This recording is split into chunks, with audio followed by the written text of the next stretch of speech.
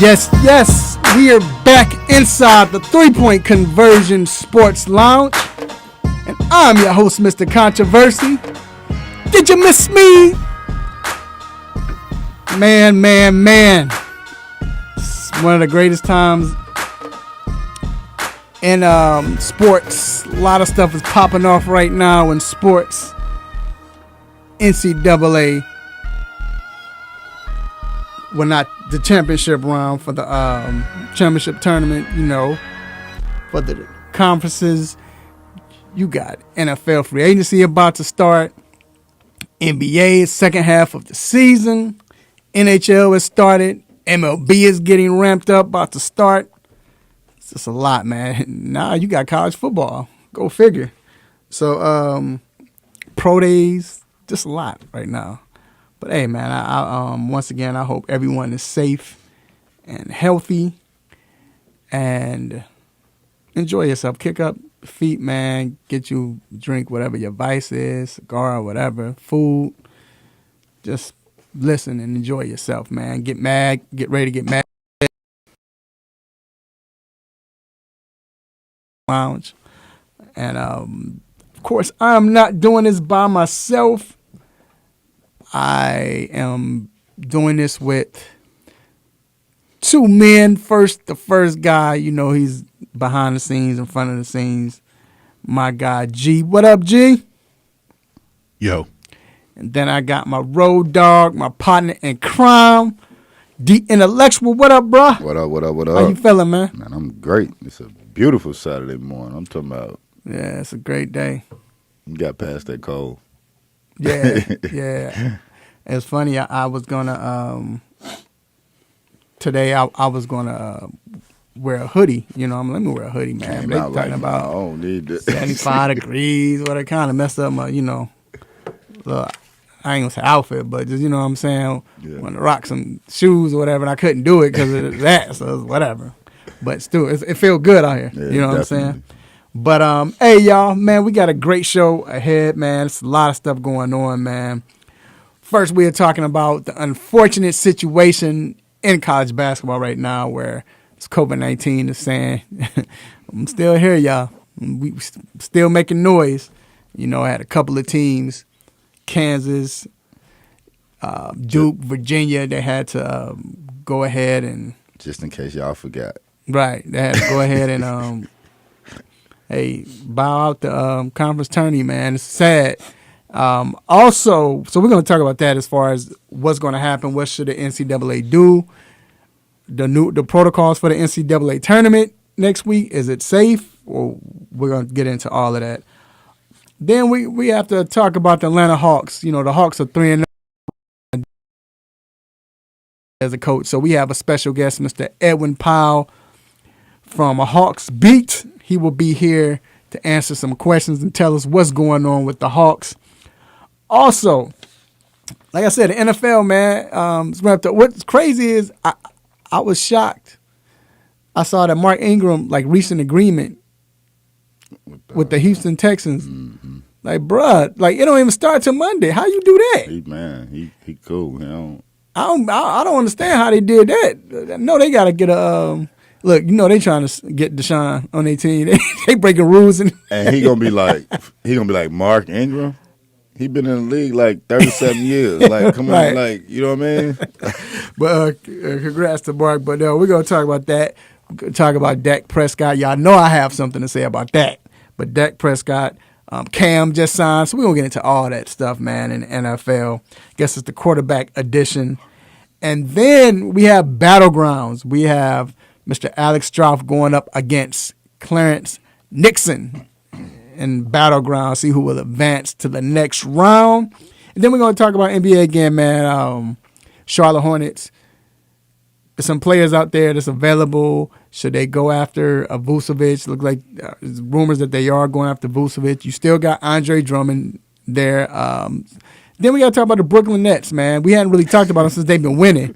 And, now they got this super team, if you want to call it super team. I guess you can call it that. But super team, I call it the name team because they got a lot of good names on the team. You know what I'm saying? That make, if you've been locked up or something, you come out and you hear Blake, Harden, Durant, Kyrie. You like what? You gonna say that what they play for the All-Star game? Right. Yeah, we're gonna get into the NBA. Then we got Dr. Fowler coming on. Ask a Doc. We got some important injuries to talk about, and then we got quick hits. Stop it. What's on our minds? Let your family and friends know they can listen to the show live locally on 1100 AM, WWWE, The Real. Also, we are streaming live on the 3pointconversion.com, 3-Point Conversion Facebook page, and I think the 3-Point Conversion YouTube channel.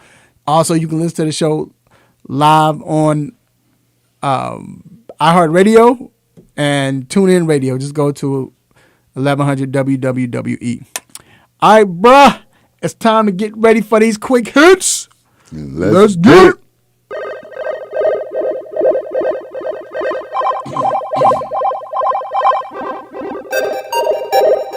Shout out to Sherm Beats for the sick beats. So, first off, Major League Baseball plans to implement experimental rules on the minor league level. It's a lot, man, but here's a snippet. In the AA, 4 infielders will be mandated to have both feet on the infield dirt. So basically, first base, shortstop, all of them jokers gotta at least have their heels on the dirt. That's interesting. And this is preventing the extreme shift that you see. You know how they do that shift. But here's the crazy thing. Well, let me go through the other stuff. Okay, across all low A leagues, pitchers will operate under a 15-second pitch clock. Pitchers can attempt a pickup or step off the rubber only twice per at bat. If they do a third time and fail to pick off a runner, a balk will be called. That's crazy. So like you can only do it 2 times. If you do it the third time and you get them, you straight. But if you don't, we penalizing you. Like that's crazy. And then in AAA, bases will be 3 inches longer on each side. MLB also hopes larger bases will allow for fewer injuries on collisions at the bat. Here's the part I don't understand. Major League Baseball, they're doing this, and I know it's experimental, but they doing it to the minors and all of that. Like, bro, just try it in the majors. No, it's these things are a little extreme because it changes strategy. They're very extreme. Right. Like you can't shift. Right. Like what does that do? Like, man, you need to know. You better hit better. And what they're trying to do is increase. It's kind of like the analytics. Like an article came out with the NBA about how, okay, we're shooting too many threes. So we need to do some things to make it look like it's just not going to be all threes and dunks. With baseball, it's all strikeouts, walks, and home runs. No one like tries to get on base. So they're trying to increase base stealing. I remember something a couple years ago they were paying attention to. Not a couple years ago, it may have been a year or two, where Albert Pujols, because of the shift, his numbers, have suffered, right? So Albert Pujols is one of the, best baseball players in history in the last 20 years, 30 years, or whatever the case may be. So give him that. But if a person has figured out how to stop you from doing one thing, at this point you're supposed to figure out something else to do. Like I remember they do with the Rizzo. Like everybody would get all the way over here, and at some point he started like hitting the ball slightly over here or bunting slowly over there, or like you have to figure that out. I don't think that you should change the rules to the point where like you can't shift like that. Like that's me thinking about what you usually do, so I'm taking that away from you. So your job as a good baseball player is to figure out how to get past that. I don't think you should change the rules so you could stop doing that, man. That's yeah, it's a lot. Like I said, but dang, don't hurt them. You know what I'm saying? The players coming up trying to learn how to play and right. They trying to get to the league. And moving on, a statue has been unveiled commemorating the 50th anniversary of the fight of the century, the famous heavyweight bout between. I thought they was talking about Andre Johnson and what's old boy Finnegan. Remember? My bad. Oh, they're talking about the Muhammad Ali and Joe Frazier at Madison Square Garden, which took place on March 8, 1971. The statue is expected to be displayed going forward at a planned sports museum in Pennsylvania. What you think? When you said MSG, I thought it was gonna be there, but then I should have thought about it. Who the owner is and things like that. It's probably not gonna happen. I mean, it's dope, of course, but at a planned sports museum in Pennsylvania, I think it's bigger than that. It's so much more bigger than at a planned sports museum in Pennsylvania. You know what I mean? Again, I definitely think it's dope, but I mean, I guess. Yeah. We'll see. Moving on. The G League has identified a player who called Santa Cruz Warriors guard Jeremy Lin coronavirus and plans to handle the matter internally. A G League spokesperson, released a statement and said Lin supports the league's course of action. Lin has met the player to discuss the escalating racism and violence towards Asian Americans, and the player understands the impact that hearing his comment had on Lin. The statement reads, here's my thing on this. Real quick. I think it's jacked up, that Lin got offended and wouldn't want to be fan. I get all that. Definitely. And I like Lin because he, snitches get stitches. You know what I'm saying? Yeah. Like, he was like, I'm not doing that. I'm not bringing that to them. No, he wasn't doing it for not that. only not to snitch, but for them to get that extra publicity or whatever for it. So I he was rock just saying with that. definitely. It's just like, so if this is the case, how are we going to limit trash talking? Because now think about it. We played basketball. I know people listening play basketball. We've been called some people that talked about our mamas.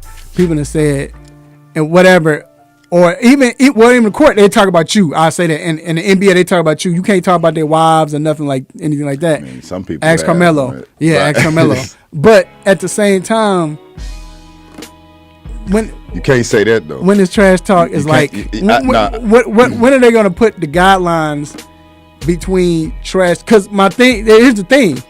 I'm not saying what he said wasn't wrong. I'm not saying that. Right. But how does I want to know if it's a rule. How does the league come in and say you're going to get punished unless they just talk? They're probably going to just holler at them or whatever. But when does the league come in and say, all right, you get punished for saying this? Just like what happened with guy in Clippers. I can't think of it. Montrez. When Montrez called Luka that. Right. Like, what are the guidelines to say no, yes, or whatever? Well, it's probably not going to be no guidelines, but what can happen to your career? No, true. You know I'm not getting on that part. I'm just saying when the league is stepping in, either set a guideline. You just can't come in every time something. They stepped in because it was so much bigger. Right. That's what I'm saying. What I'm saying? Now for y'all need to set a guideline in, because you can't come in every time something happens and say we're gonna fine you or whatever for doing this. That's not right. I mean, you got to also. I mean, I'm with you like all the way. You know what I mean? Right. But what about when Russ was called whatever he was called from the Utah fans? But my thing is, that's a fan. Before the games, they say you can't do this. You can't. Yeah, they have guidelines, and that's all I'm saying. All I'm saying is, I'm just saying have guidelines. Right, definitely. And I guess you can't do that to a player because how much would you really hear, right? Like, there's sometimes that you wouldn't hear this and they would say this. Like, it's just some things you shouldn't do as a player. Like, regardless of what the league say or anything. It's certain things you just shouldn't do. You know what I mean? No, and I'm with you. I'm just saying, as far as how do you regulate it? That's all I'm saying. Right, how do you regulate? It's not right to step in and say we're gonna find. Is it? It might be. Because it was recently was a college basketball player. She was called something and she got suspended. I don't know if you saw it. Did you see it, G? Where the whole team forfeited the game because she got suspended for some games because a player called her something. And they say that she went after her afterwards, but she didn't. But the commissioner or whoever it was over it listened to the other team and say that she did. So she got called. I'm sure 9 times out of 10 it was the N-word, right? Like, she got called that during the game, and she reacted afterwards, and she wound up getting suspended. They forfeited. I think it was a Liberty Conference championship. Like it was this week. Like she forfeited. They didn't play the game because she was suspended. So it's a lot, man. It's a lot. All right, we got to move on. The NBA Board of Governors approved changes to two-way contracts to allow players the opportunity to be added onto postseason rosters. Two-way players who exceed 50 active games will now have the compensation increased to the league minimum salary based on years of service. Before the approval, teams would have to open up a roster spot and convert players to standard NBA contracts for them to be eligible to play in the postseason. So that makes sense for both the teams and the players. And it's probably just going to be this year. And then last but not least, Super Bowl MVP Tom Brady has signed a contract extension with the Tampa Bay Buccaneers. It's a 4-year contract extension that voids to a 1-year extension, and the deal ties Brady to Tampa through 2022. The move saves the Buccaneers $19 million against the salary cap this year. And then also Patrick Mahomes is basically, he's moving his contract to where it's going to a signing bonus. So they have, I think it's like, what is it, like 19 to 21? Inside that much, you have to figure something out for other things to happen. Which is dope, and that's what they're doing. That's how you win. You got to have it. It's the only way. All right, we got to take a quick break, and we will be back with more sports. Keep it locked. Join me for a minute. I want you to hear something. Sports Talk it is. Welcome! You're listening to the Sports Shock Show, and I'm the Sports Shock Wayne Candy. The 3-Point Conversion Sports Lounge. And I'm your host, Mr. Controversy. Hello and welcome to DNA Sports. This is Don the D and DNA. What's going on? This is Ace of the A and DNA. Where we bring the facts about sports. It's Sports Round Table. I am your humble host, H.O. Download the Real 1100 app from your Google Play or Apple App Store today. Hey, what's up? This is Aaron Gordon, and you're listening to the 3-Point Conversion.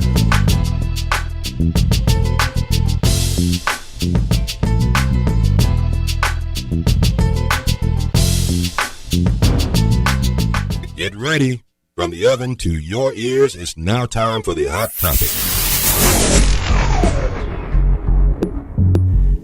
Yes, we are back inside the 3-Point Conversion Sports Lounge. I'm your host, Mr. Controversy, with my dog, the Intellectual. What up? And unfortunately, the hot topic is something that is messed up, man. This COVID-19 is taking over college basketball. It's trying to. We saw this week where at least 3 teams, I think another team happened last night. But I know yesterday the big news was the 3 teams that took over, that had to leave and withdraw from the tournament was Duke, Kansas, and Virginia. And the crazy thing is Duke just came off a win, so a big win. So they had won 2 games, so they were going in. And remember, Duke was horrible this year, but now they're starting to get the rhythm, and next thing you know, boom, they're not on there. They got forced to withdraw because of a positive test. The crazy thing is, I just talked to Kansas coach not Kansas, but Virginia's coach Tony Bennett, and when they won off a buzzer beater. Now they supposed to be the top seed, but they won off a buzzer beater. I just asked him about the Duke situation and how unfortunate it was, and he answered the question and all of that, and then they have to go ahead and cancel their game. So, and then Kansas, of course. Do you think? First of all, do you think that this will become a problem moving forward this year? And I wish I sent. I don't know if G got it or not. We can't do it now, but I had a clip with Passon, Coach Passon, talking about it. It was a good clip, and he was talking about this situation as far as what's going on, because now Georgia Tech is in the they're in the final, they're in the championship game, But do you think this will affect college basketball moving forward? I think more than anything, it's actually good that it happened this early, because I think it's them getting into the bubble, right? "Quote unquote" bubble, because it's not really like a NBA bubble. They're going to Naptown and they're doing what they need to do, right? But it's unfortunate, right? because these are the games when some of those teams that had a bad season kind of get like a Duke, right? Mm-hmm. Like a Duke could win the ACC tournament. Like they could play North Carolina, even though they got blew out by North Carolina, last week. But you know what I'm saying? Like they can go to the ACC tournament and win the ACC tournament and get to the NCAA tournament. Now they can't. Kansas had an up and down season. This was their opportunity to possibly still get to the tournament. Mm-hmm. Now they can't. Do I think it's going to I don't think it's going to affect the NCAA tournament because they're getting there now. This is the beginning of them getting there now, right? So I don't think overall it will. I don't know what a lot of other conferences have done because there's been some conferences that lost a lot of games. But I want to definitely give a shout out to the Big Ten because Big Ten ain't lost a lot of games. Mm-hmm. You know what I mean? They did whatever it was they did, however they figured it out. I think they've lost 3 or 4 games throughout the whole season. Right. So they've definitely done a great job with, whatever they've done. Yeah. Like I said, it's disheartening, man, especially for them teams, man, how they won and what they were doing, especially Duke. Like, Duke was just getting it, But if this is the case, then I just wonder – because, okay, one player tested positive, right, for the team. Yeah. And I don't know if – I'm still trying to figure out if that was a question we were all asking. Is this just Duke? I mean, is this just teams saying this, or is this the ACC is their format? Because one player, the whole team is they can't play, like they're out. Then you saw with Virginia, same thing, right? And I think Kansas followed. So my question is, if that's the case, if they've been playing on the court with each other, somebody else got it. Wouldn't you would think that the team they played against should be? Well, I guess because they beat them, so they out anyway.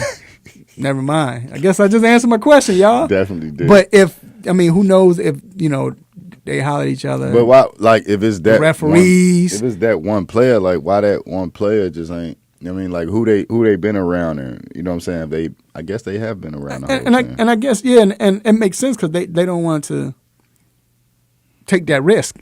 Then it's a breakout. Then now they can't play in the, you can't play in the tournament next week. Everybody that win this year is gonna be an asterisk bad. You know what I mean? And I don't mean that you didn't win. You know what I mean? But like, hey man, this is a little funny. You know what I mean? Maybe except football, huh? Football got through it.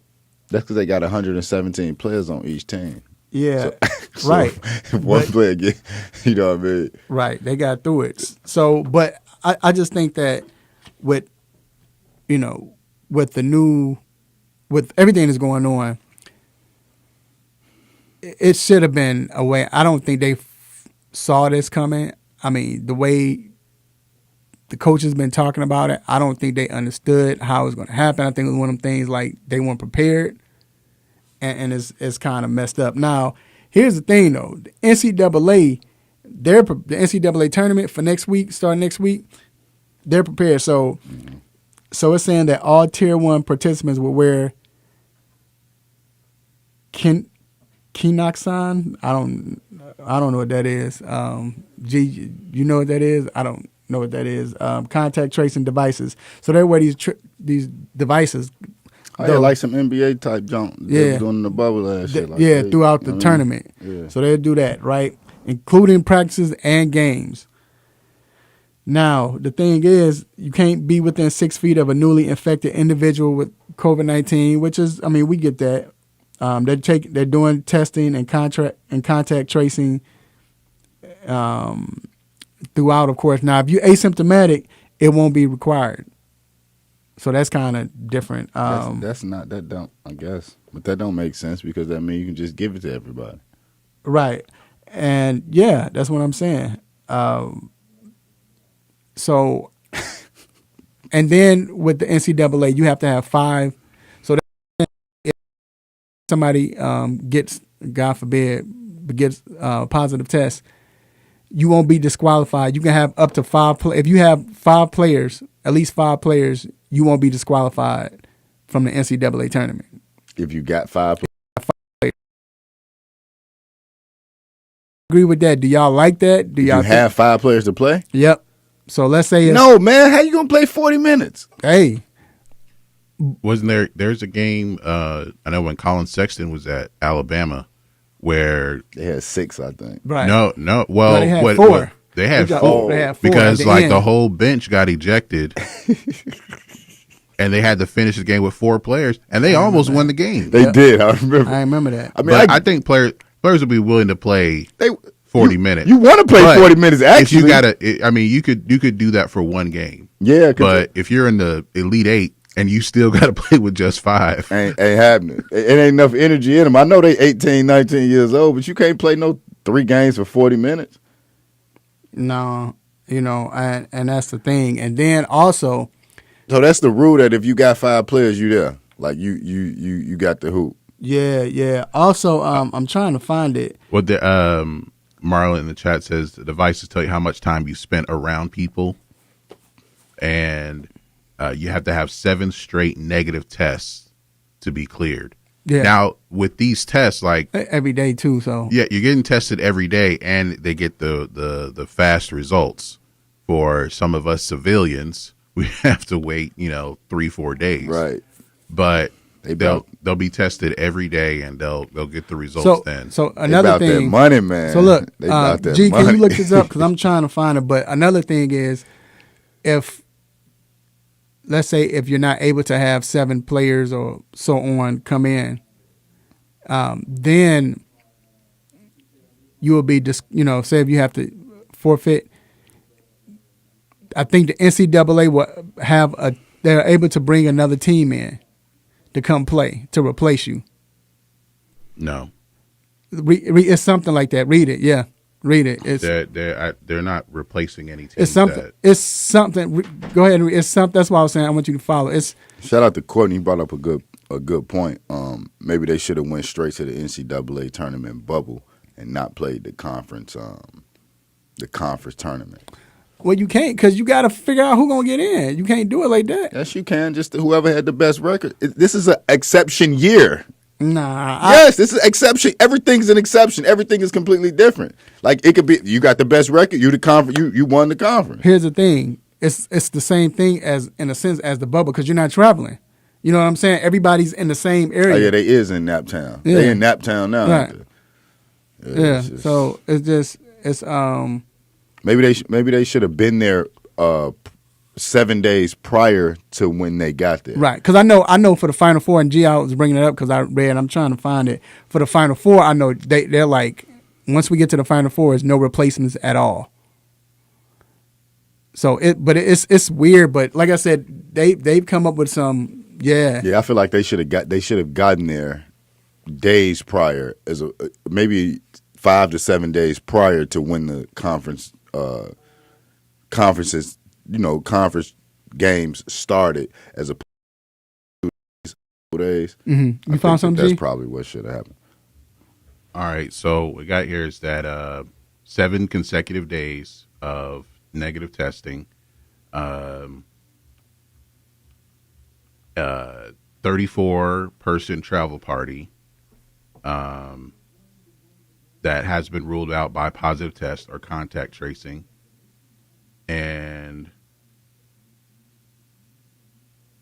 they have not said that they will adjust the schedule for teams with no. Yeah, they're not doing tests. that right. I know they're not doing that right.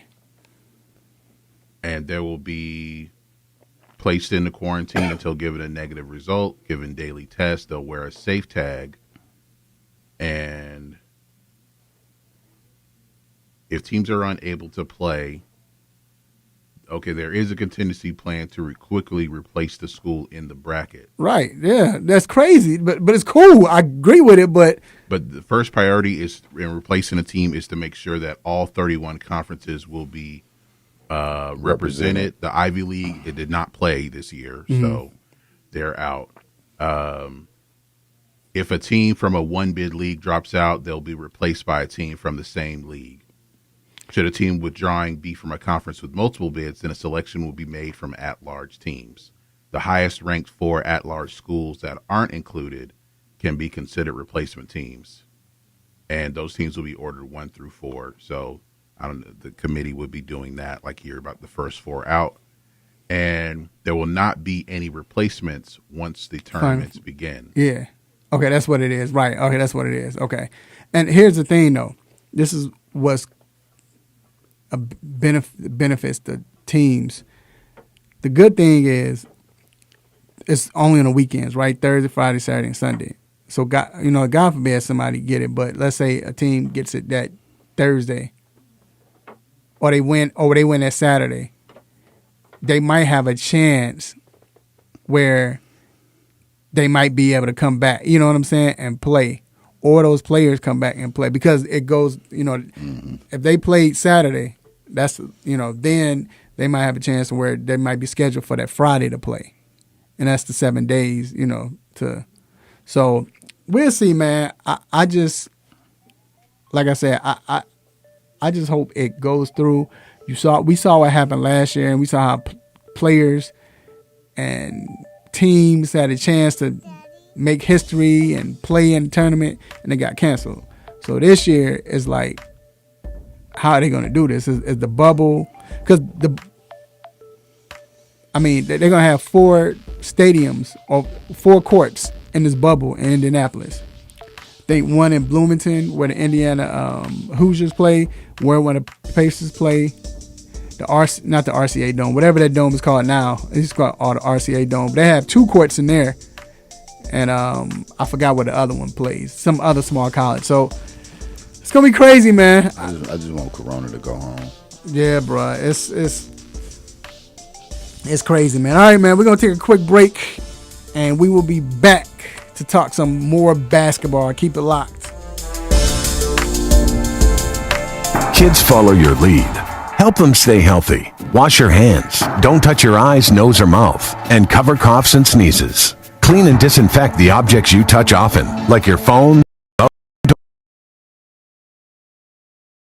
And if you're the one who's sick, stay home. This station is part of the Beasley Best Community of Caring, and we care about your family. For more info, visit cdc.gov/COVID-19. What's going on, guys? It's John Collins from the Atlanta Hawks. You're listening to the 3-Point Conversion Radio.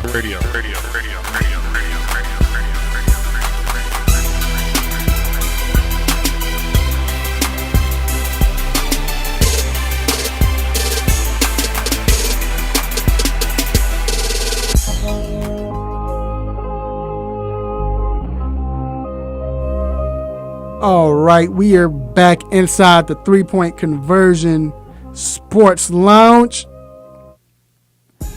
and we have a special guest on. We have Mr. Edwin Powell from Hawks Beat. What's going on, Ed? What's going on, my guys? How y'all doing, man? Happy Saturday. You too. Yes, sir. Great, beautiful day too. Hope you enjoy it, man. This is one of them days you got to be outside, Ed. You got to take the children out or something. Oh, look. Yeah, you already know, man. My kids already hit me up, man. We're going to hit the little trail a little bit later, so that's what's on the agenda for today. Right, I was going to say either you taking your children out or you got to take the wife out. One of the two, or spend, it's a beautiful day. Y'all got to do something outside. But, hey, man, so last time we talked, we asked you about Lloyd Pierce. And we asked you, what's his job in jeopardy? What do you think? And you was like, Lloyd should be fine. It's not his fault. It's, we all agreed. Dun. Well, we saw what happened. Now McMillan is taking over. But the Hawks have won 3 games since, McMillan came over and took over for Lloyd. What has been the difference, if there has been a difference, in the way they're playing, winning, so on? Like, what have you seen since since Nate has taken over? The difference is respect, man. Your star player's not beefing with your coach, and that goes a long way. Sometimes they talk about, needing a different voice, and that's so true. I think that with with Nate and with Lloyd, the principles, if you listen to the press conferences, if you listen to what they're saying, the principles of what they're saying are the exact same. You got to play defense. You got to move the ball. The principles are the same. Look, Nate's not coming in here redoing the wheel. But there is a huge difference when your star player has respect for your coach and believes in him. And I think that's probably one of the major differences because the philosophies are very similar. Now, there's rumors that the Hawks are looking at Kenny Smith and Chauncey Billups as potential options as head coach. We know it's early, but do you think they should go ahead and keep Nate McMillan and re-sign him? I look at it like this, man. I think they should go ahead and let Nate go ahead and coach this season out. Personally, if I'm Nate, I just coach the season out and I bounce anyway. Because if you understand Nate McMillan, the reason he was let go of Indiana were the same reasons a lot of folks had beef with Coach Pierce here in Atlanta. Like, all you got to do is redo the research and Google. Like, the similarities between the two, you're not getting a lot of difference between the two guys. I don't think Nate was necessarily a good fit long-term for this particular team. But if I'm Nate, I'm just go ahead and finish out this season and just, see what else is out there. Wait. So, because remember, now you just said the reason why I agree with you. I agree with you for the fact that, Pierce shouldn't have been let go. But remember, if the star player is beefing with you, then that's that's not good. So if the players, it's just a new voice though. But still, but I'm saying if the players aren't beefing with you and they respect you, and we know this is this look like on paper this could be a special team, right?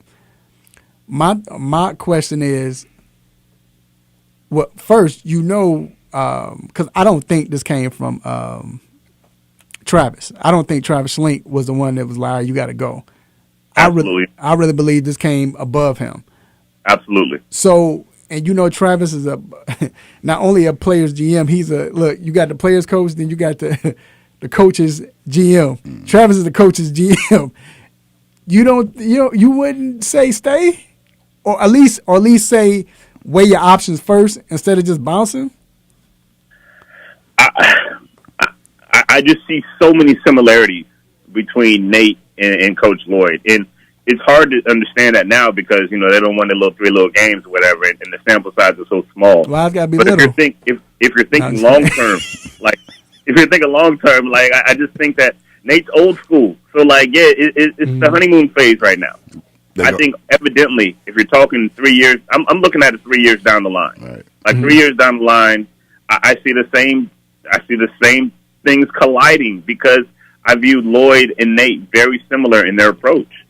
Toned out again, like it's early, so it's new. So they're listening to him. They've won 3 straight, right? If they lose 3 straight, then it's going to be a different conversation. You know what I mean? Like it's but again, or next season. You know what I mean? Like, but again, it wasn't that Lloyd's been here 3 years, right? They've lost for 3 years. But they've lost for good reason. They were horrible. No, right. But what I'm saying though is, how Chuck said, terrible. They're terrible, right? Terrible. But I guess my question is the fact that when you're losing like that and you're beefing with your player, that's all I'm saying. Now, I can't see. Unless Trey because Trey and let's be real, Lloyd my guy, but Trey and Lloyd the same age. No, because Lloyd a young coach, but I think it was his delivery versus, and me and you talked about this, Ed, and we're going to move on, but I'm just asking because I feel like, we both said that I felt like LP didn't get on Trey when he should have gotten on Trey or get on the other players. Well, evidently, it was the opposite. Evidently, according to the article in The Athletic and all the reports coming out of how Lloyd lost the locker room, evidently it was the opposite, especially behind closed doors. They said Lloyd came in from day one and was like, yo, man, I'm going to coach this guy like, it's high school. When high school, you know how it is. You ride the star player, And, sometimes players they respond to that, and sometimes they go upstairs and get you fired. This ain't nothing new. I mean, I'm old enough to remember when Magic went upstairs and got Paul Westhead fired. I remember when LeBron went and got one of his coaches fired. Like it happens in the NBA, you know? Right. All right, so a report came out Collins. Should they trade him or not? And do you think this will happen? Oh, as of now, because it's still early, as of now, if I had to put a bet on it, I would bet that they're more likely to not trade him. But that can turn in a few days. You know, I've heard that the Minnesota Wolves are salivating over John Collins. They have the worst record, but Golden State has their pick in the first round. So, do you bring a third team in and make a deal for John Collins? One thing we know about Travis, he will make a deal. We know Travis is going to make it. He will make a deal if it's good for him. This is a hard situation because here's the thing. The thing that makes John Collins' situation tough is DeAndre Hunter. DeAndre Hunter firmly asserted himself as that number 2 guy when he was playing. So do you cut bait on John knowing that you're going to have to pay Trey and then realizing, well, look, we got this DeAndre Hunter kid who can be a number 2, you know, you develop the Okongwu kid, you know, you still got Gallo for a little bit of offense. Does it, in a way, make John expendable because we don't want to pay him the $100 million, you know? Those are questions that I really can't answer. As of now, I would say it's not likely, but that can change in a moment. And we know that Travis has no qualms with making a deal. 2 quick things. Golden State finna get another top 3 pick? Well, it's top 3 protected. So it's top 5, bro. Yeah, it's top 3 protected, but that came over into the D'Angelo Russell trade. Well, so in that case, Minnesota doesn't have anything to give. Nothing. Like, what they gonna give you? Rubio? No. That's why I said if they can take a third team. You know, there's always a sucker out there, guys. There's always a sucker. Facts. Bring a third Lollipop. team, bring a 4th team into it. Do some rearranging, and things can happen. If it came down to a choice, if Collins is given the choice, all right, we can trade you to Minnesota and you get the big contract, or you can stay here and pay what we can give you. I think he'd stay here. Minnesota is where careers go to die. So even with the contracts, like what can they give him? Can they even? We know they can't afford to give him 100, right? Well, Atlanta? Yeah, I don't know yet, but I don't know because it depends. I don't know that, but I know they can give him a nice deal, just not the max. He want the max, but to your point, he can leave. I mean, then his contract he's be restricted. up. Yeah, but even if you trade me, I ain't got to re-sign with you. I don't think the Hawks trade him now anyway because, like, he has one more year. You know what I'm saying? So I think you keep him. You know, no, he'll be a restricted free agent this summer. Oh, okay, restricted. I'm sorry, restricted. So, but my thing is, match anything. Yeah, I would just match. I wouldn't. I know you can get something for nothing, but. You know that poison pill. Nah, but the thing is though, Travis Slink be trading like he playing fantasy football. Like Travis love to make trades. Like him and Danny Ainge, they you gonna get a trade from them. But go ahead, bro. Now, Edwin, have you assessed Trae Young's game since Nate has taken over, and how good do you think this Hawks team can be? I mean, in the beginning of the year, we all thought that it was a playoff team. You know, I said that with all the bodies healthy, they can be a 500 ball club. There's still a lot of holes in this team. I mean, let's not make no mistake about it. You know, they won the game the other night, but there was a lot of holes there. You blew a 19-point lead, and you still have defensive issues. How good can it be? I mean, I think that 4 seed, 5th seed may be the ceiling to me right now. The 4 or 5 seed, I mean, they're sitting at the 8th seed. They're 2 games away from the 4 or 5. You're not going to beat one of those top 4 teams. I think the 5 seed is their ceiling right now. Yeah, and at best, maybe out of the first round. Like, you may be able to get out of the first round, but no further than the second round. Right, yeah. We'll see, man. It's going to be very interesting, man. It's still early, like you said, with everything, whether depending on if they like Nate, if they're going to keep winning or losing, John Collins, all of that. So we'll see, man. Ed, we appreciate you. Make sure y'all follow Mr. Edwin Powell at Hawks Beat. Yes, at Hawks Beat on all social media outlets. Have a great day, man. Enjoy it, bro. Appreciate the love, guys. Thanks a lot. Y'all have a good one. Thanks. All right, we're going to take a quick break. We will be right back to talk some more sports.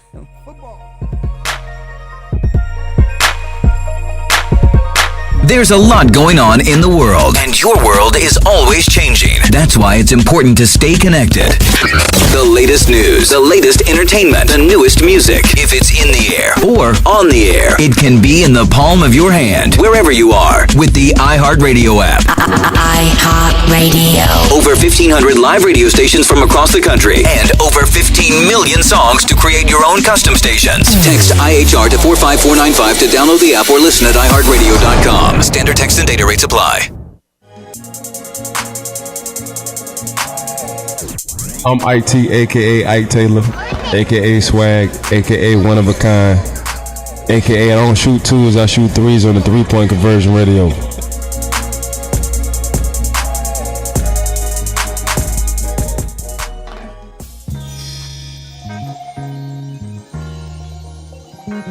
All right, we are back inside the 3-point conversion sports lounge. And, all right, NFL. So, Dak Prescott got paid 4 years, 160 mil. What is it, 123 guaranteed, G, or 27? 126. 126, okay. 126. About money so tall, all the gonna fall. I'm talking 75 in year one. 75 million in year one. So you just go make it rain. And I'm not the type of guy that do this crap, but I'm doing it on here because when I talk about they got on me like a dog, G, D, all y'all people listening on Facebook, most of y'all said, nah, you crazy. I told y'all. As soon as Patrick Mahomes signed that deal, first of all, I knew Dallas was going to sign him. But as soon as he signed that deal, I knew it. Then when Deshaun Watson came in, I'm like, he getting 40. It just raised the whatchamacallit. That's why I said it was the best thing for Dak when he got franchised last year. Because now it goes up. And instead of him getting his 36, which Dallas was dumb in, of not, yeah, Jerry, you dumb. Everybody else, y'all should have paid him then. Now y'all got to pay him $40 million. There was one issue. Right. I remember the issue, but I'm saying they waited too late. No, it wasn't them wait. It wasn't like they really won on this deal. They don't have to franchise tag him anymore. Well, they can't because of the contract. They already did it. But the issue was not really the amount of money per year on average. It was the number of years. Right. But what I'm saying though is like they wanted to sign him to a 5-year deal. He didn't want it. It wasn't really the amount of money. It was the number of years. Right, but I'm saying last year before the season started, even during the off season, if you could have agreed and because what is it, a 4-year, right? He didn't want to do a 4-year deal. Dak wanted at the time. 5-year. No. Dallas wanted 5 years. So that's what I'm saying. They got 4. He wanted 4.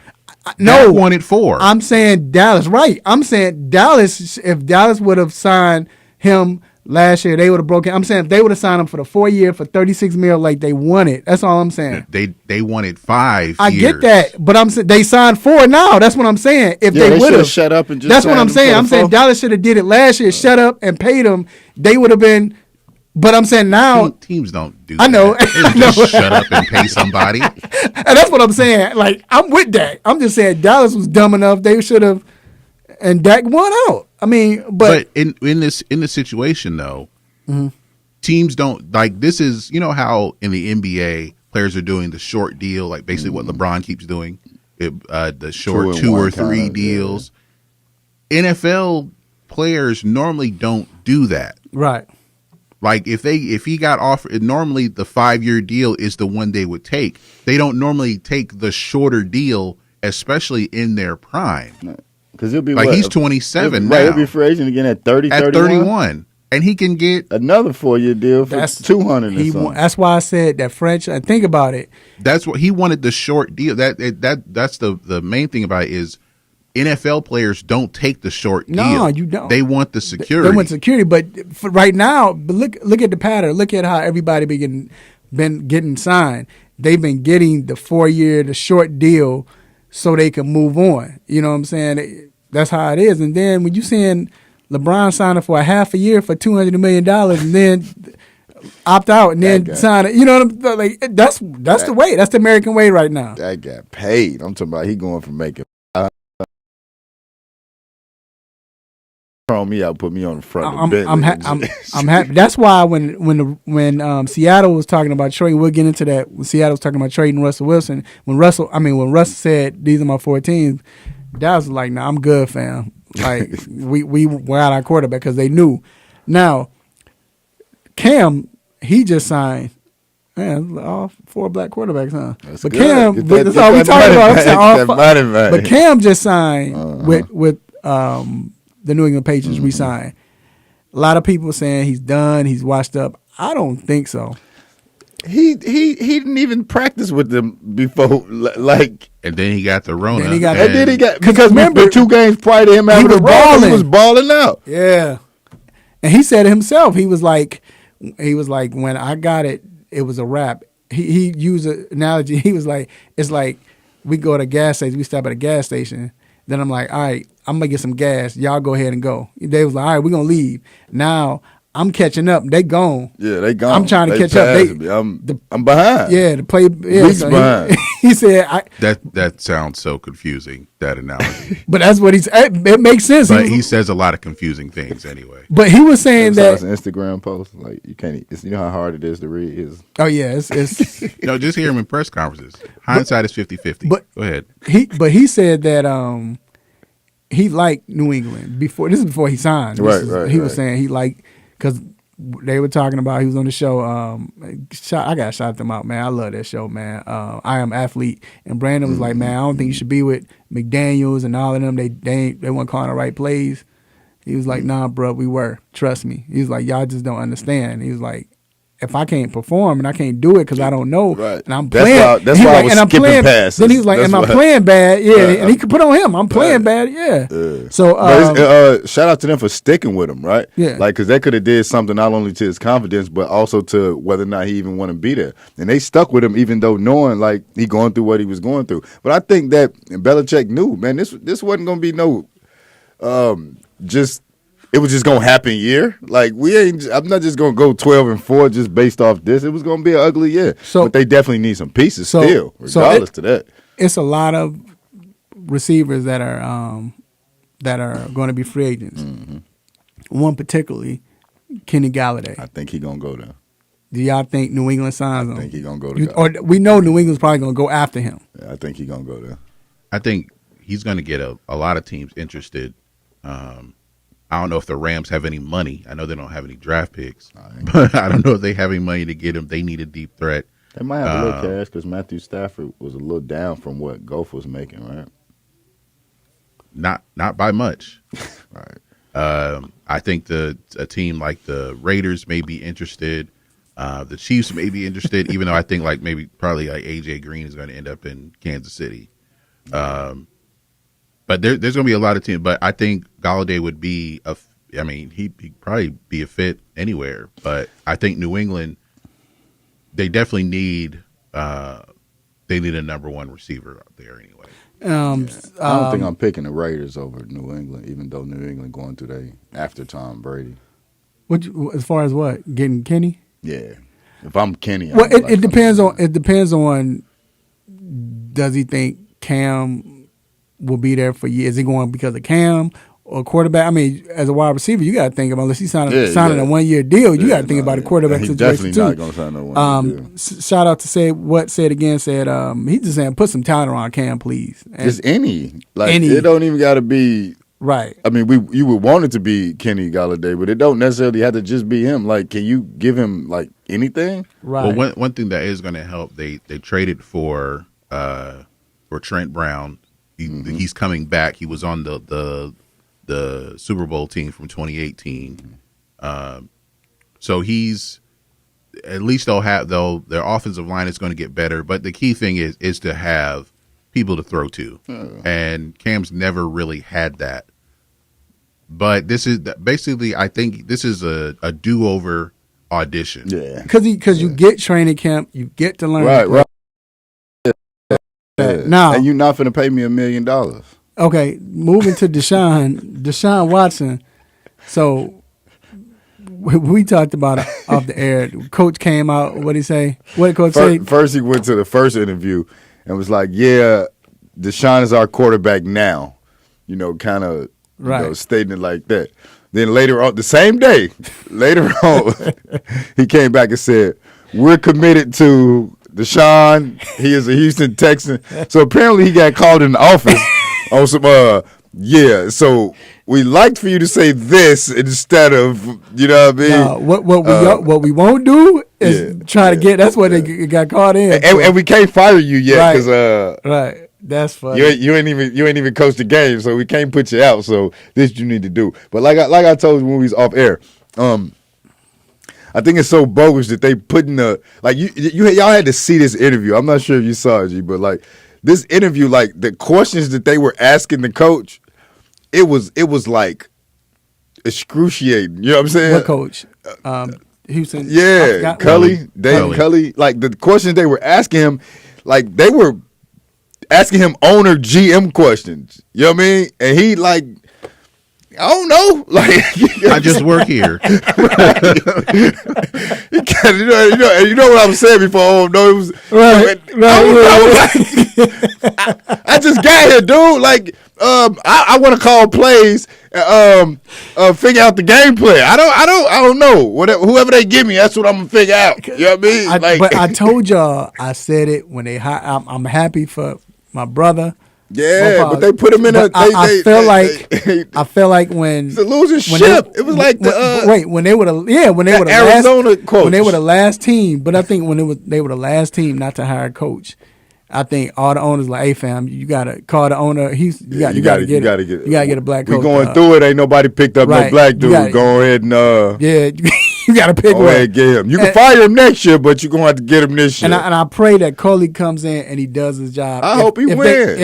If they keep Deshaun and Deshaun, I hope that they don't keep Deshaun. But I do hope that do hope he has a good season. If he does, well, first off, they went 4-12 last year. If they go 6-10, hey, you can't fire this dude. Well, they fired the dude in Arizona. What was his name? Right. So you can fire him. But I'm saying, if he does stay. Hey, you know what I'm saying? I hope it works win out. The Super Bowl. No, now, not the now Super then, Bowl. last but not least, bruh, as a Bears fan, can y'all please stop shoving Russell Wilson down our throats, man? They trying their best to make Russell Wilson Chicago. They want to make that a story. I'm not buying into that, dog. Like, leave it alone. Well, you know how almost any quarterback that could be available. He's going to the Bears. Yeah. So but not like Russ though. Everybody right now about Russ. As a Bears fan, I would love him to come. But also as a Bears fan, we don't have that that optimism that you know what I'm saying. Both we be like, no, until it's signed on the dotted line, I'm not believing nothing. I think we going into we one of them where we going into the season with Trubisky and Foles again. It's a thirst for a quarterback. Right. It's just the thirst for a quarterback. I mean, I know y'all are Bears fans, and we talked about this last week. Who's the best quarterback in the history of the Bears? You know my opinion. I say Jay Cutler. It's luck. It's I mean, it's Luckman because of the you know what I mean, But I'm saying though, but it's not. I don't think it's media. I mean, trust me, the Bears have came out and said that we're giving everything. I think we're gonna get one of them. I don't know. They're gonna give up the next 10 years first round picks to get them. But I just know that everybody. Marvin says Sierra ghostwriting for Russ comments. But I just think everybody is like. I think everybody wants it to happen. Yeah. Everybody wants not just the Bears, but all of these. They want the Bears to be good. It does something for the NFL, just like in the NBA when the Lakers, Knicks, or Celtics aren't good. Like you want them to come back and be good. Yeah. All right, man. We're gonna take a quick break. It's time for the Stop It segment. Keep it locked.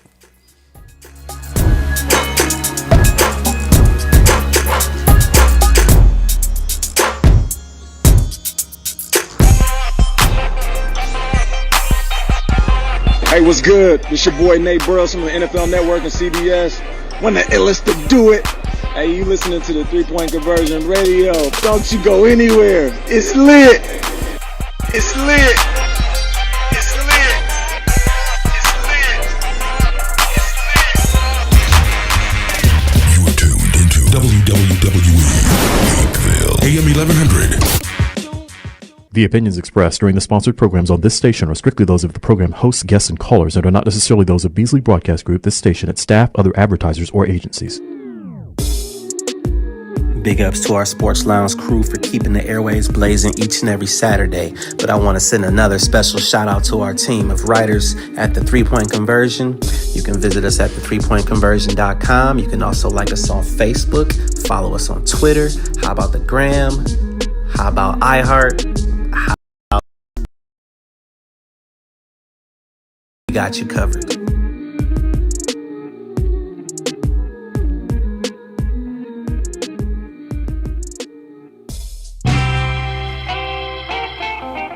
No mercy, don't let up on him. Go hard on him, Mr. Controversy. Hit him with the stop it button.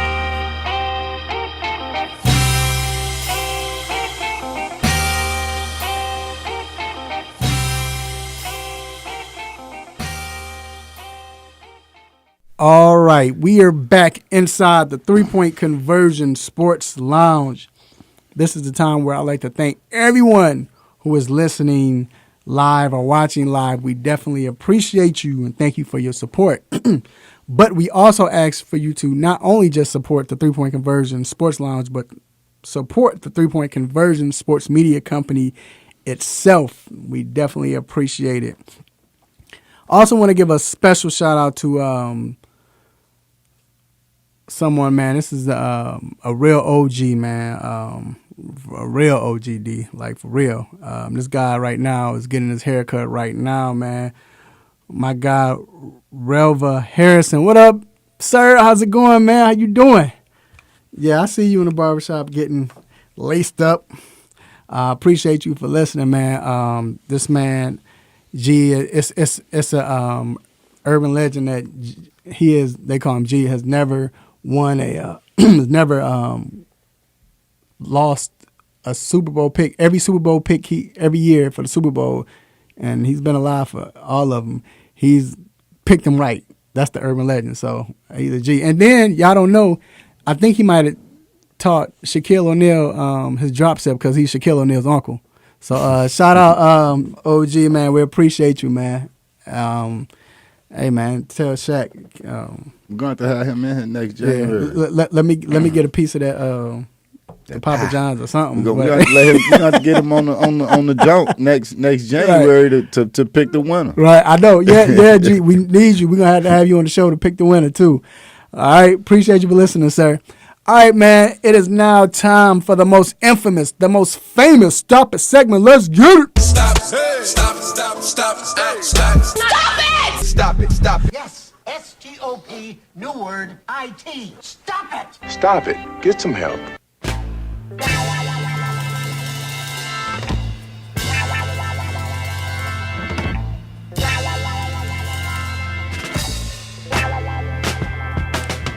What's your stop it, sir? So this guy here, I really like him. He can spit. His lyrics are crazy. Like he he does his thing. Like every day I'm paid. You know what I mean? Like he do his thing, right? He better not never pick up a basketball again. Like ever. So this stop it goes to Lil Baby. You know what I mean? Like let's take away all the other stuff on the court, right? Because there was a lot of stuff on the court that he did that was not, should I say, good. That free throw, though. Oh my God, he was so bad. I almost want to give him the benefit of the doubt to say he was just nervous because, like, he shot it like he shot the free throw like Carlton did when he stole the ball from Will. Yeah, and he thought he was gonna hit the last one. He hit the wall. like, look, hey, little homie, you feel me? Hey, man, you do your thing, you spit, you got the city, we rock you got with the city lit. You know what I mean? But hey, bro, don't because it wasn't just that shot. It was another air ball. It was some more thing. Hey, man, and he talked a little bit. He kind of said, I think he said, I'm gonna let my game do the talking. And yeah, all right. Stop. My stop it goes to Mr. Kevin Durant. Durant says that, and this was him talking about players being friendlier with each other in previous years, right? He said the Magics, the Birds, the Jordans, they created that brotherhood amongst the league. Stop it. Hey, G didn't even give me a chance to finish. Bruh. Come on. When have we ever seen Magic Jordan? Bro, they was cool off the court. All this on the court trading jerseys and woo.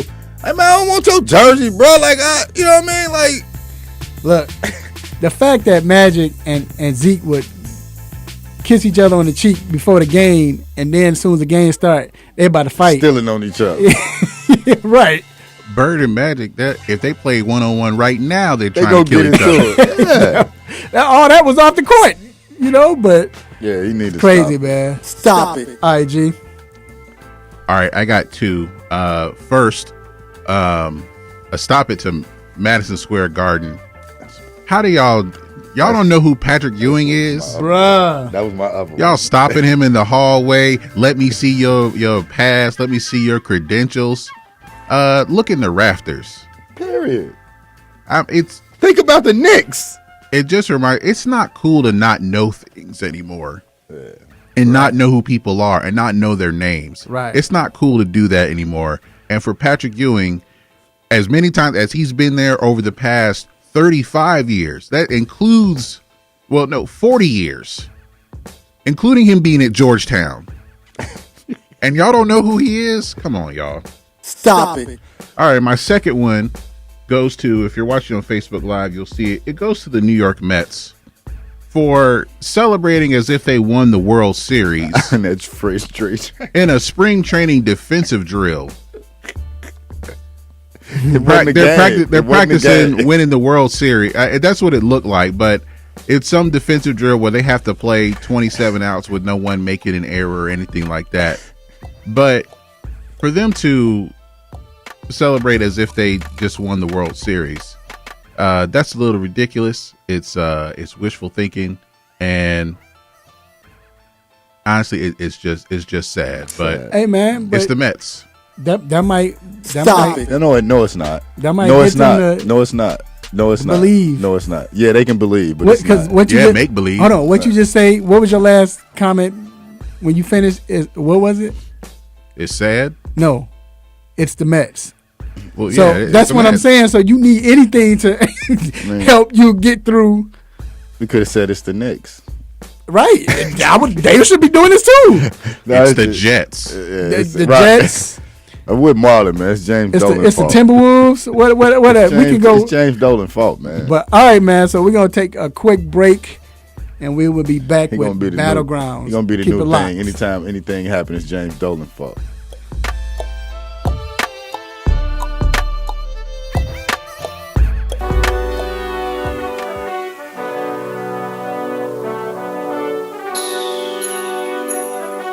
Let me break down to y'all what's so dope about the three-point conversion. First of all, everybody is a fan of the game first. Second of all, everybody is a student of the game second.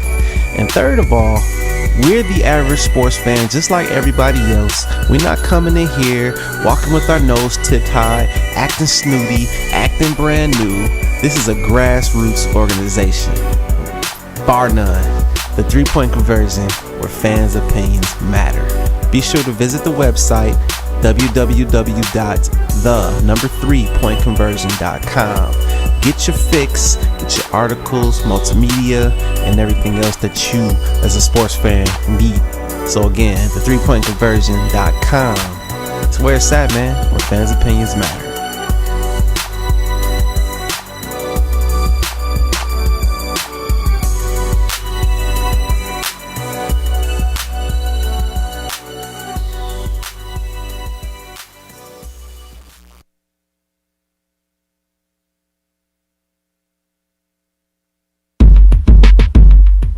Have you been looking for a radio station that gives you sports, I don't believe it!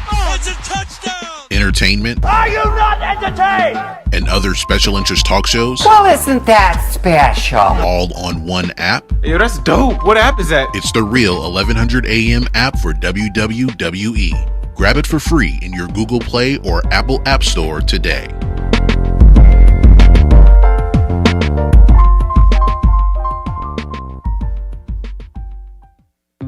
At Social Security, we are always thinking of ways to save you time and make things easier. That's why we created My Social Security. Opening a My Social Security account gives you secure access to your personal record and interactive tools tailored for you. You can see if you are eligible to receive benefits, view spousal benefit estimates, and compare retirement benefit estimates at different ages or dates when you want to start receiving benefits. Already receiving benefits? Use your account to change your address, set up or change direct deposit, get a proof of income letter, and more. In most states, you can also request a replacement Social Security card. Save time. Go online. Open a My Social Security account at ssa.gov/myaccount. Social Security, securing today and tomorrow. Produced at U.S. taxpayer expense. March is Women's History Month, and we'll be celebrating contributions to history, culture, and society all month long. In 1939, world-renowned singer Marian Anderson was denied permission to perform at a concert at Washington, D.C.'s Constitution Hall due to a whites-only policy. With the help of President Franklin Roosevelt and First Lady Eleanor Roosevelt, an open-air concert was arranged on Easter Sunday, 1939, on the steps of the Lincoln Memorial. 75,000 attended the concert, with millions listening around the country on the radio. Stay tuned right here on The Real 1100 as we continue to celebrate women throughout March.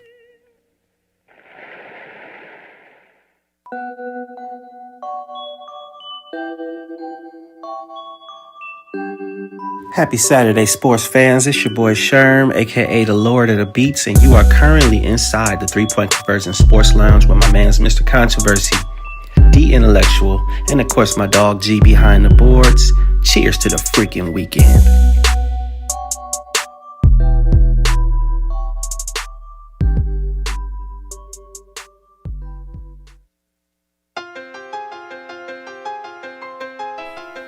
All right, we are back inside the 3-Point Conversion Sports Lounge, and it's Battlegrounds time.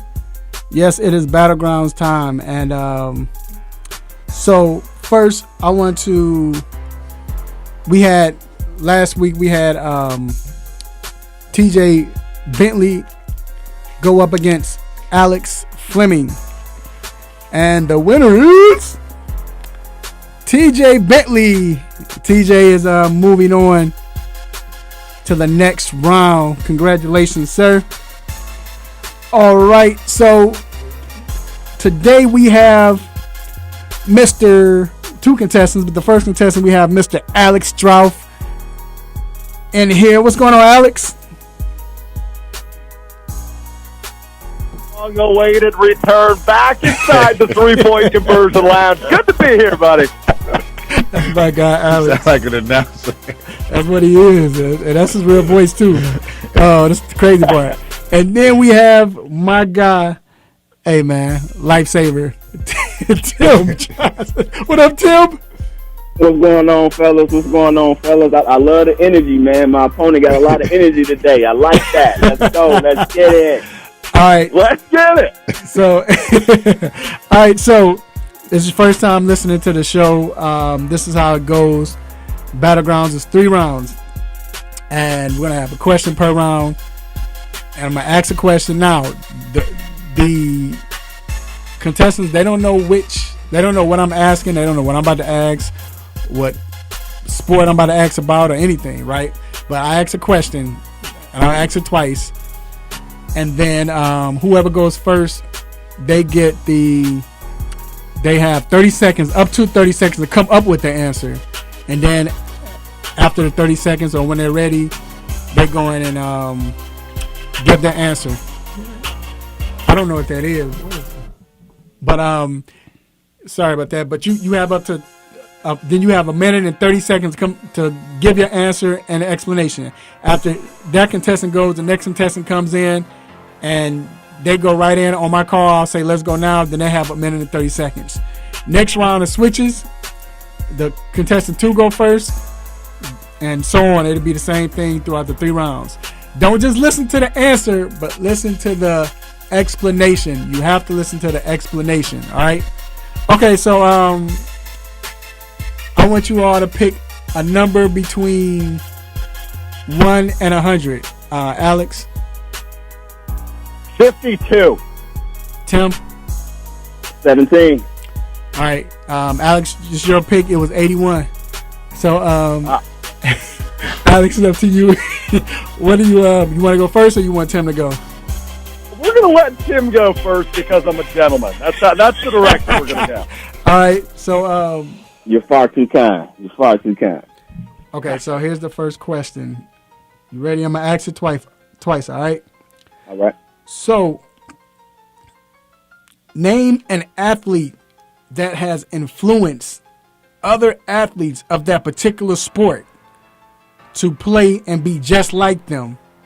And this is within the game, not off the court. All right? So, name an athlete that has influenced other athletes of that particular sport to play and be just like them, not named Michael Jordan, Steph Curry, Deion Sanders, Ken Griffey Jr., and Allen Iverson.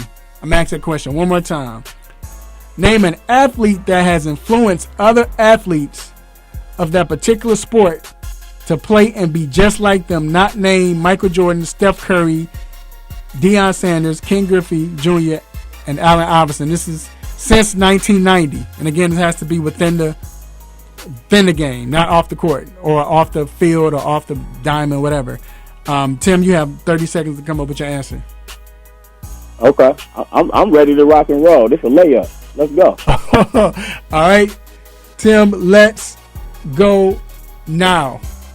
Hey, listen, first of all, I want to say, man, I hope you have a speedy recovery. I know he's going to come back great, but we talking about Tiger Woods, ladies and gentlemen. What Tiger Woods has brought to the game to make these little boys, these little girls, the whole Asian and the black community want to come out here and play golf. We start watching golf because he's out there. They start bringing golf to the forefront because he's out there. He started ringing up green jackets and winning all of these tournaments. He's trying to catch the boy Nick out here. Come on, man. If it ain't nobody but Tiger Woods, it's Tiger Woods. Nike became a bigger conglomerate than it already is because of Tiger Woods and his influence that he has on the game. And he's going to continue to make a bigger influence when he comes back. Shout out to the man, Tiger Woods. All right, Alex, it's on you. Let's go now. I can't argue with Tim right there. He stole my answer. That's a great answer, right? Tiger Woods influenced golf unlike anybody ever to hit the scene. He popularized the game. But I've got to go a different direction, so I will. I'll go to football, and I'm going to go recency bias, baby. How about Patrick Mahomes? This guy has brought in a flavor that we haven't seen at the quarterback position ever. He's like Brett Favre without all the mistakes. He's like a Tom Brady, but like way more athletic and 20 years younger. All sorts of different things that he brings to the game that we haven't seen in a really long time.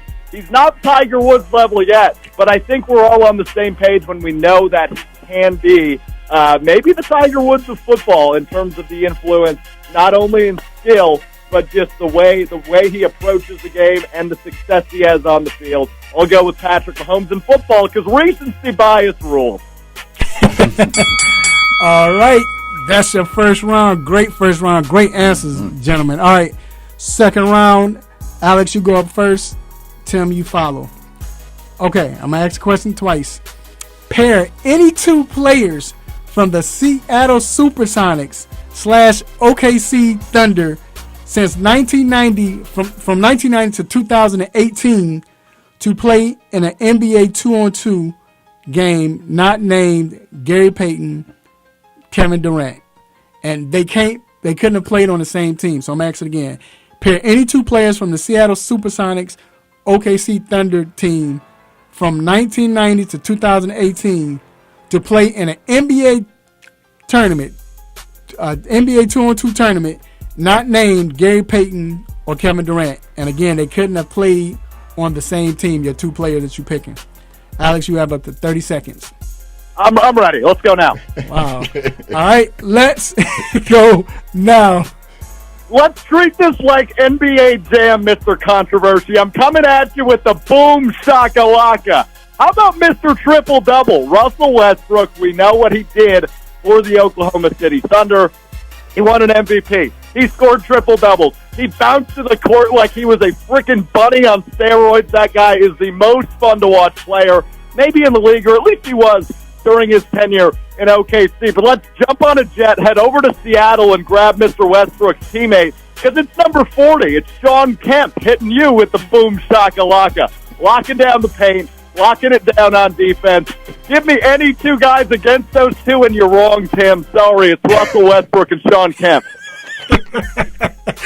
All right. Tim, it's on you. Let's go now. Hey, look, man, I'm going throwback, and I don't even care. I'm going Rashad Lewis. Y'all forgot about him. He was a monster. Big boy. He stretched the game early in the game before it was the big man was going out there shooting threes. He was already doing it, and he'll take you off the dribble, and he'll put it in your mouth. So go ahead and give me him, and he's playing good defense. And then after that, I'm going with Deadlift Shrimp. Dead-eye shooter, playing great defense. He's going to use all 6 fouls. He's grabbing rebounds. He ain't let nobody do nothing. He'll punch you in the mouth. He's from the old school. They're going to be scared to play with him. Russell Westbrook going to get kicked out the game trying to do something with Deadlift Shrimp. Stop playing. Let's go. You stole all the good people, but Deadlift Shrimp and Rashad Lewis is going to bring it home for me. Let's go. All right. Good one right here. This is good. This is round 3. This might decide it. Tim, you up first. Alex, you up second. All right. So, name a basketball college team, and you have to name the year or the players that would have been the most dominant team if their players would have stayed all 4 years. Not name the Fab Five or UNLV Running Rebels with Larry Johnson since 1990. Max, that question again. Name a basketball college team and name the year or the players that played that would have been the most dominant team if their players would have stayed all 4 years, not named the Fab Five or UNLV Running Rebels with Larry Johnson. Tim, you have up to 30 seconds to come up with your answer.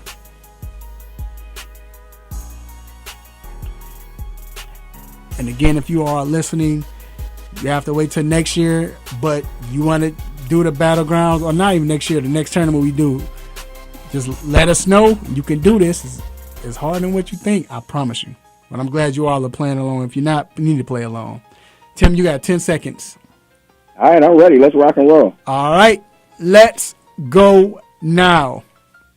Man, look, we're going with Calipari. You know it's Big Blue Nation, man. Drake said he win Big Blue Nation. We going Big Blue Nation. 2011, 2012, Kentucky Wildcats, Anthony Davis, Michael Kidd-Gilchrist, Terrence Jones, who else they had? Darius Miller. Come on with it. They got a bunch of killers out there. They did not stay all 4 years, and they still was able to go ahead and bring that thing to Big Blue Nation. So if they would have stayed all 4 years, we looking at a Running Rebels. We looking at a North Carolina. We looking at a UCLA team that could have made it happen. But them boys will bring it home and make it happen. AD, 4 years, he might average 40 and 30 and 10. Let's go. All right, Alex, it's on you. Let's go now. Well, again, maybe I shouldn't have gone second today because he stole my answer again. The 2011 Kentucky team would have been bananas in, 2014. But, again, I'm going to go recency bias since he stole my answer. Can you imagine if Zion Williamson played 4 years of college basketball? He already looked like a man amongst boys when he was 18 years old. Can you imagine what 22-year-old, beefy, speedy, aggressive Zion Williamson would have been able to do in 4 years? I don't need to list off a roster that I'm staring at on my computer screen like Tim. I'll tell you, give me Zion, give me Coach K, and give me 4 scrubs. I don't even care if they throw you out there, Mr. Controversy. You give me Zion Williamson as a senior underneath Coach K, you're going to win at least 2 national championships. Zion was the most dominant college player we have seen in the last 2 decades. If we got 4 years of him, which I'm okay that we didn't, But if we would have, it would have been a damn nice treat and a lot of fun to watch. My answer, I'm not even going to, I mean, it's last year, but I'll give you any team with Zion Williamson and Coach K if he would have stayed Duke. Sorry he couldn't get a championship the 1 year he was there, though. Right. All right, man. Good battle. Man. I need your votes. Let me know, family and friends. I need your votes. First of all, before I go any further, I'm going to just let y'all know. Tim, the second one, I know Tim, and even with Alex, y'all missed a lot of good people with that. Y'all gave some great answers, though. But Ray Allen, James Harden. Chris Paul. No, Chris Paul didn't play 2018. But you had, that was last year we played. 19. But you got Paul George. Who else? It was some other people. Ben Baker. Listen, in hindsight, we can all say that. Okay? You really want Ben Baker over Sean Kemp or Russell Westbrook? Come on now, you're playing with me. I'm just playing. Russell Westbrook and Sean Kemp, he went hard with that one. But at the same time, on this hot seat, it's hot. Man. It's hot, dog. That's a good answer, man. First of all, Alex, real quick, man, thanks for coming on, man. Any words to say, man? Yeah, appreciate it, brother. It's always a lot of fun, and I hope we can do it again. But Tim brought it today. Nice work, Tim. And I appreciate you. You brought the energy, man. So I appreciate you for bringing the energy and making me have to step my game up today. So thank you, guys. For sure. Cheers, guys. All right, we appreciate you all. Hey, I need your votes. We will play this next week, and we should see what happens. All right, we're going to take a quick break, and we will be right back.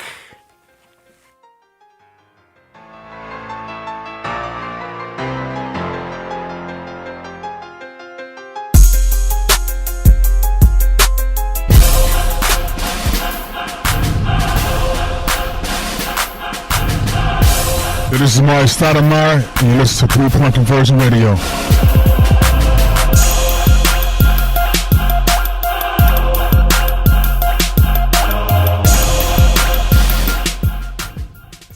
Hi, I'm Vivica Fox.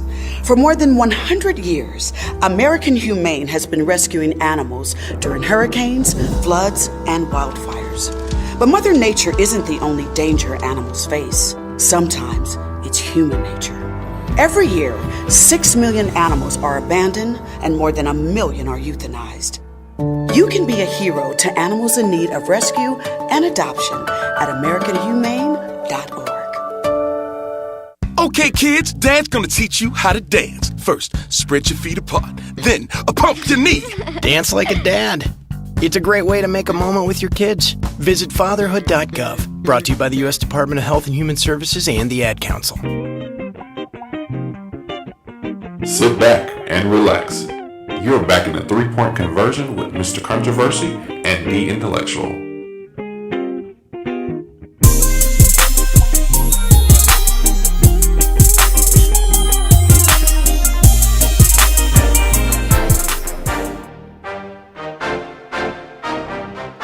All right, we are back inside the 3 Point Conversion Sports Lounge.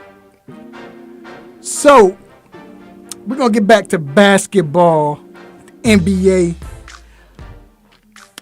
First of all, man, with the Hornets, Charlotte Hornets. They look like they're building to something. Everybody's healthy now, but they still look like they might need help inside. You got LaMelo Ball playing exceptionally well. You have Terry playing like he should be playing. You got all the players playing, people coming off the bench. You know, the people that hate Devontae Graham, I don't know why. I mean, I guess because of coach, whatever. But Devontae's come off the bench, giving them stability off the bench. Looks good, but it looks like they still. You got Nick, you got Vernon and Nick coming off. P.J. Washington hoping.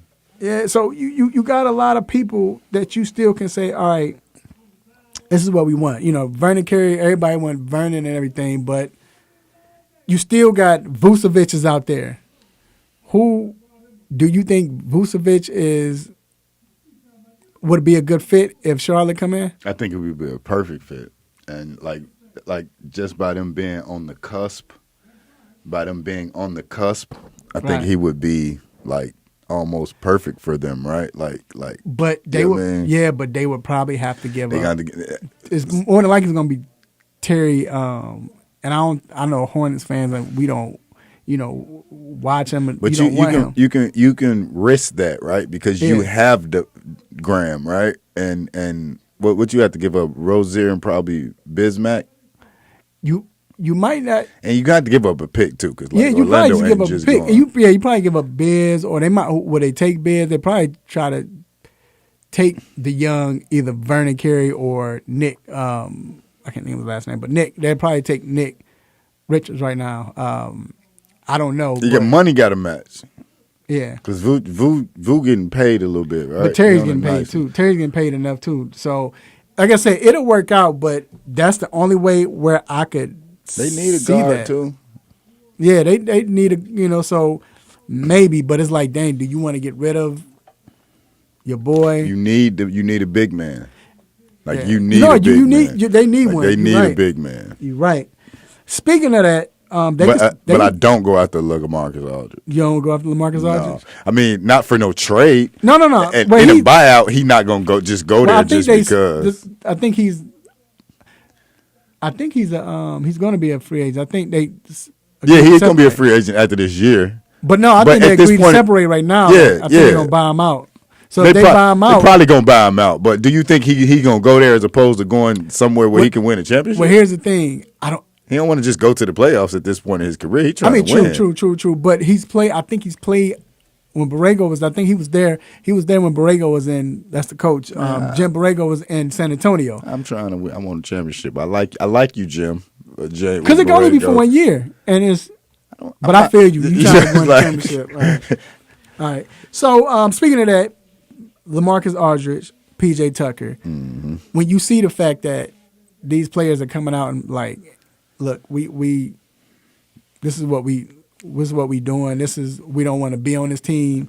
Are you liking that? Because players, they're getting the power, but are you liking it? Or? I mean, I'm liking it, but it also ain't necessary. It's not necessarily just them, right? Because I mean, Drummond didn't necessarily say that, but they sat him on the bench. You know what I'm saying? So if the teams can do it, I can do it. Right. You know what I mean? And that's kind of what's happening. You know what I mean? But it wasn't PJ saying he didn't want to be there. He's saying my name over here. Y'all saying this and saying that. Like make it happen. You know what I mean? The funny thing is, I was talking with somebody last night. And I was like, Dez, shout out Dez. What if both of them just be like, I'm just going to the Nets? That'd be crazy, wouldn't it? Like, because they can absorb their contract after the buyout, they can go there on the minimum or the mid-level exception or whatever the case may be. Like, if both of them get buyout, you only see them going to what, maybe 4 to 5 teams, right? Both LA teams.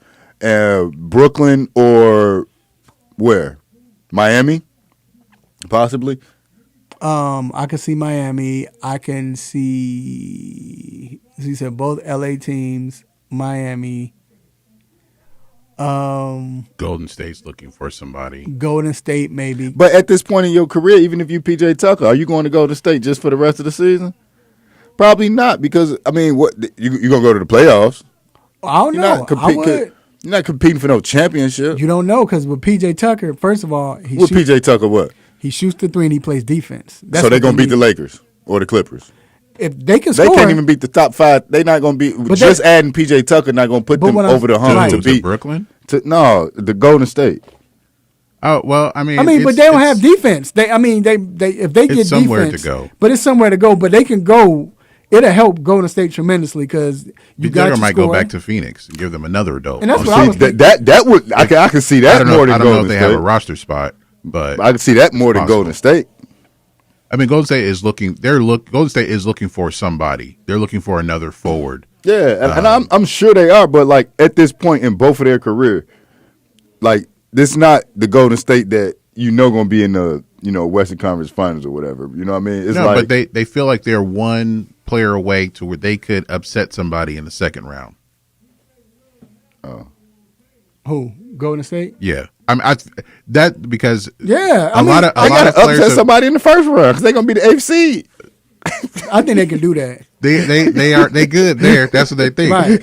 But I think he can. If it Golden State, I think PJ can. But help a lot of forwards have come up as far as going to the Right, Warriors. yeah, I know. Aldridge, I'm definitely Tucker. heard. Also, there was rumor they might trade for Kevin Love, or they might trade for Porzingis, or they might trade for Vucevic. So they're trying to make a move. Everybody gonna go to the Nets.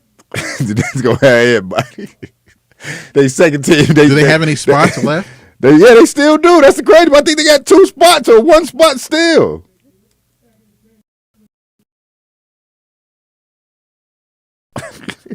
Yep. So they I think they I think Blake Griffin's contributions are overstated. You think so? Well, okay. So let's I'm thinking 15 and 8 because that's the next thing we're talking about. Let's get on Brooklyn. So you don't think? I think the fact that he's a veteran. We'll put it like this: I give him 2 games to get a dunk. So I was talking to somebody if he doesn't last dunk, night, like they better not throw him no alley hoop. They better not throw him no alley hoop. No, but at this they point, might though. They might, but he gets 2. He hasn't dunked in almost 2 years. But at this point, I give him 2 games to get a dunk, and then that shows that okay, he has something left, and 2, he just wanted to get out of Detroit. Right, true. But at this point, I don't even think him, even if he can't dunk, what this team needs is a veteran that can come in. He knows how to play. He can shoot a jumper. He can pass, like he said in his interview. He said, "Excuse me." He said, "I can set screens. I can set screens, make the right pass. You get a good jump. You know how to get rebounds. Just boxing out. I mean, he's a veteran. He knows the game. So I think they're good. I think he's gonna be good. I'm expecting 15 and 8. So do you put, if they're doing this without KD, do you put Brooklyn as the league favorite in the East, or you still? I put them as league favorite in the league. I still like Philly though, but we see what happened with Embiid. Hopefully he's okay. Yeah, me too. But I think that may have cost him the MVP. Well, they said it's 2 weeks. They're going. You said 2 weeks. Mm-hmm. It came out early this morning. Oh, he's out 2 weeks.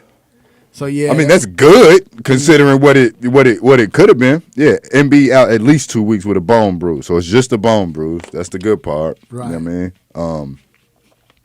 So yeah, no structural damage, but unfortunately that may have costed him not only the MVP, but what are they going to do within the standings without him? Right. And now let's go to the West. We look at how wide open it is in the West. What team? So everybody was saying LA, and it still can be LA because if your boy AD comes back, and if he comes back, that'd be good. But what is it wide open now? Because right now you have Utah; they're still number 1 with 28-9.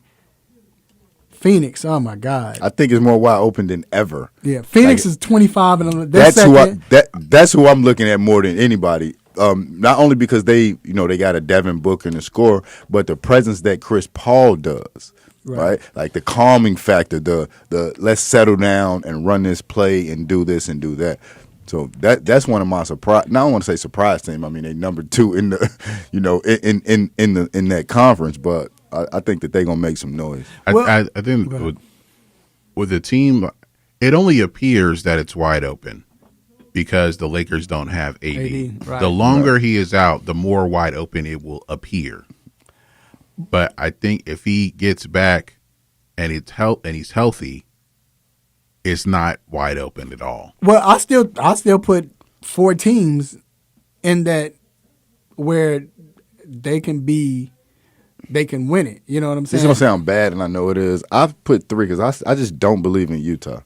I don't know why. Like it's just one of them things. But Utah, you know what Utah reminds me of? What? Believe it or not, and I'm not saying as far as like they're good like them, but they remind me of the Golden State Warriors. Remember when the Warriors first took off? And remember, I'll speak for myself. A lot of people saying it, but I speak for myself. I was like, these jokers good, but they're not gonna be shooting 3. They're not gonna be making these threes all season. Right. Then it was like, well, they're not gonna be making these threes all second half. well, they're not going to be making it through the playoffs. They can't make it in the finals, and they did, Right. So, but the way Utah is playing, they have that type of scheme where it works. Their scheme works. They just don't make like, and but it works. It's you're right, and it then does, they have but, defense. That's the thing that people are not thinking about. They have defense, but not only that, like you're saying, like G always says to his point. Phoenix Suns have grown people now, and the way they're playing with coach, they look like they're there. Shout out to Marlon, which is a good point. Utah don't have them wing players like other teams, though, right? But see, again, even like let's say Utah against the Lakers. But see, that's what we said about Golden State. Only thing Golden State had at that point, you had Clay could play defense, but it was like they shot threes, and it was like if they played defense, you can't get it inside with Gobert playing defense. And then if they continue to hit their threes, you got to outscore them. And if they got that man blocking shots, if you can't match the 3-point shooting of theirs, and I'll give you that because the Lakers cannot match their 3-point shooting. Yeah, so I'm saying, so Lakers, Phoenix, whoever, the Clippers, it's going to be hard to beat them. I'm gonna still say, I was with this team before, but just the way they're playing, I'm with Portland. If once their playing is good, and Portland got lucky because their players that got hurt at the right time this year. They didn't get hurt at the end of the season. They got hurt in the beginning.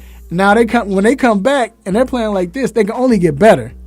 So it's like, and they're the number 6 seed right now, one game from the 5th seed. And it's just Dame, Dame, Carmelo, Robert Covington was probably one of the biggest signings this year. So I think the West is going to be, I'm not putting Portland in that where they can win this, but I'm just saying it's going to be difficult. It's not going to be easy getting out the first round unless you got the first 2 spots. I'll say that. But all right, man, we're going to take a quick break, and we will be right back to find out about Embiid and all these other injuries. Keep it locked.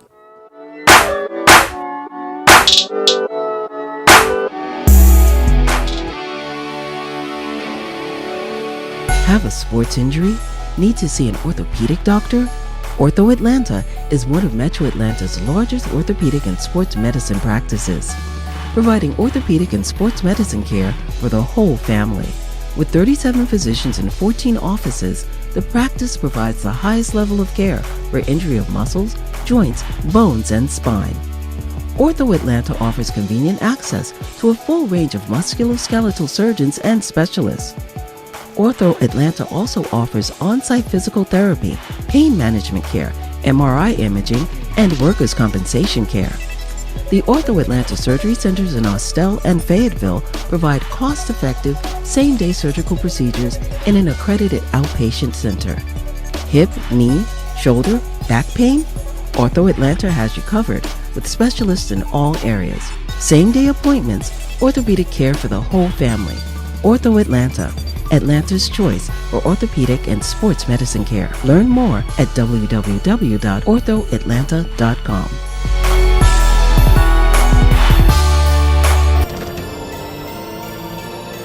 Hey, this is Gary Payton. Y'all listen to 3 Point Conversion Radio. It's the bomb.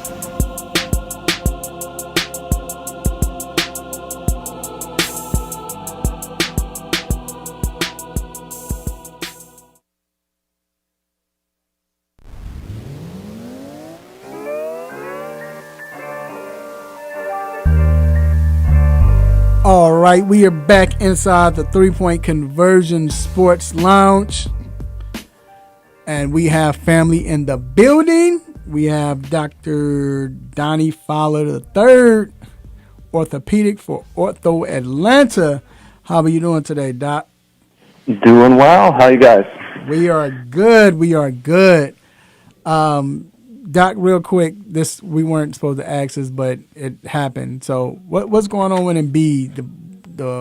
He got a bruised bone, right? Bone. Yeah, looks like fortunately not more serious than it could have been. If you watch the highlights, anytime you see a leg wobble like that, you get a little nervous. But it sounds like no actual ligament or structural damage from the MRI. Basically, bone contusion means the knee still kind of contorted where the bone's knocked together, and it causes bruising in the bone the same way your skin can bruise. You can get bruising in the bone where there's a lot of fluid, and it's painful and it's uncomfortable, but fortunately not anything that needs surgery. Just takes time to recover and heal from.